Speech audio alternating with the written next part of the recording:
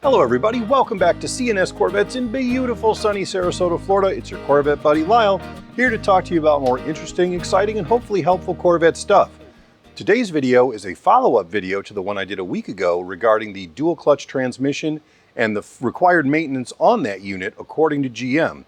There were a whole bunch of comments and a whole lot of differing opinions about what this is actually about. So this week I'm making a follow-up video going through GM's directives on this step by step because it is confusing between mileage and time when it comes to servicing your fluids and your filters.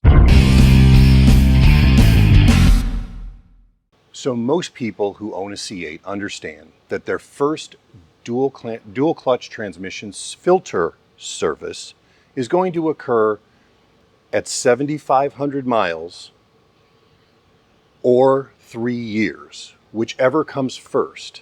The GM engineers have determined that it is the period between 0 and 7,500 miles when the most contaminants may be created due to the break-in of the transmission components.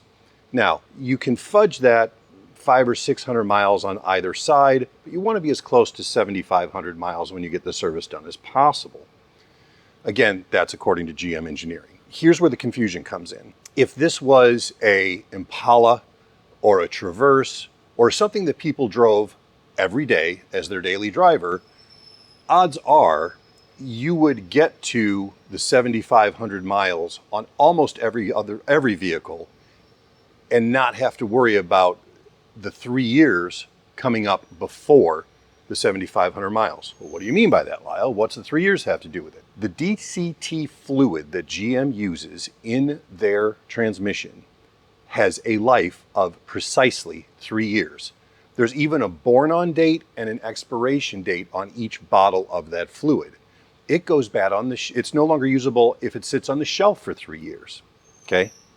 So, because many Corvettes aren't driven regularly, a lot of people don't understand that after 3 years, even if you're at 6,000 miles or 5,000 miles, you still need to change the fluid at the 3-year point, which of course you would also do the canister filter at that time. In fact, if the service is performed at 3 years, but at less than say 6,500 miles, GM still recommends that you change the filter again at 7,500 miles. The fluid requires a change at least every 3 years, and the fluid life system must be reset. This is not something that you can just go in and push a button and reset. It actually be done with a GM tool or a programming scanner. The GM DCTF FFL-4 fluid, which is the official name of the DCT transmission fluid, has a 3-year shelf life with a born-on date, expiration date, as I said.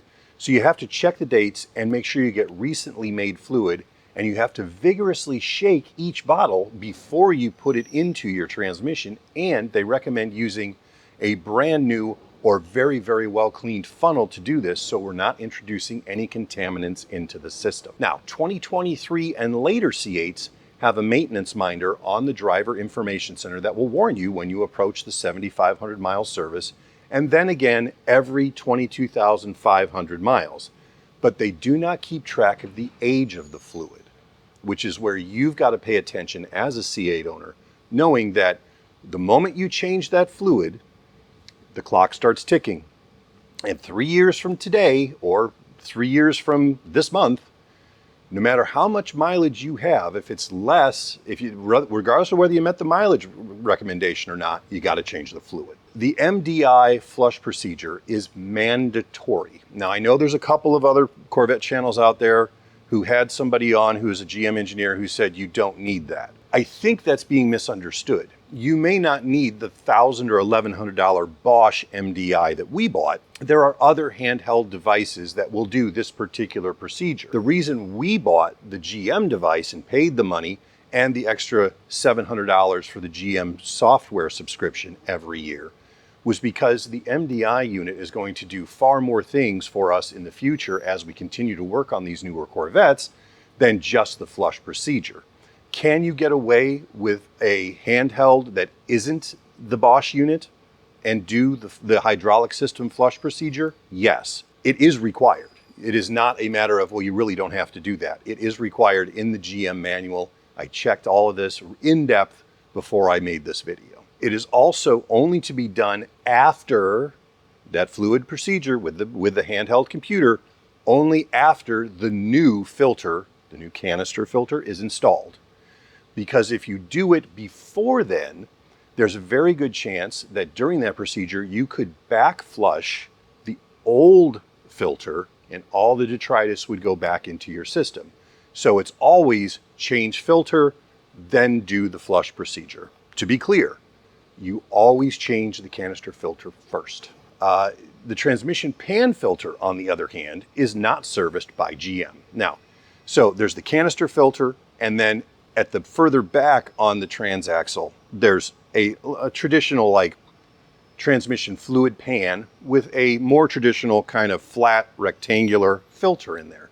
It is not serviced unless you are you're repairing or replacing the transmission, according to GM. I think it's very important to note that GM is talking about during the warranty period. Because once the warranty period is up, other than performing needed repairs when you bring them your car, GM's responsibility for that car is now ended. They want to get that car through the warranty period with as little expense and muss and fuss as possible because it's good for their business. Here's the thing, if the purity of this fluid is paramount to the health of your dual clutch transmission, a very expensive transmission, why would you not change the second filter? I don't believe that GM has invented a filter that is meant to last the life of the vehicle. I don't think that's possible. I think they have determined that that filter doesn't need to be changed in the life of the factory warranty. So, in that vein, moving forward, I don't recommend that you change that filter every time you have a DCT service. We know that, it's at 7,500 miles and then every 22,500 miles after that, in and among the 3-year periods being paramount. I would say what we're going to do here is every second or third service, we're going to replace both filters for the good of the longevity of the car. Because my concern isn't taking care of GM, my concern is taking care of the car and, more importantly, the car owner. So we will continue to change that filter. I don't believe that any filter can last the life of a car. It's easy enough to change. They're readily available. We're not going to do it every time, but at least every second or third service, it's going to get done. Simply because that's the way we choose to do things. And I would rather be overly cautious in the filtration of this fluid than to just go, it's fine. I hope this clears up some of the misconceptions and confusion that I caused in the last video, because I'll admit, I watched that video again and I was not really clear on some of this stuff to you guys, and I apologize for that. That's why I've made this second video. So now, those of you who watched the first video and have now watched the second video, any questions you have from this point forward, please put them in the comments. I will be watching and I will answer them as completely and as quickly as I can, because I don't think there's a more important service that you need to understand and maintain a really good timeline on for the C8 than this particular one. So, thank you so much for your attention. I'll look forward to your comments below. Have a great day.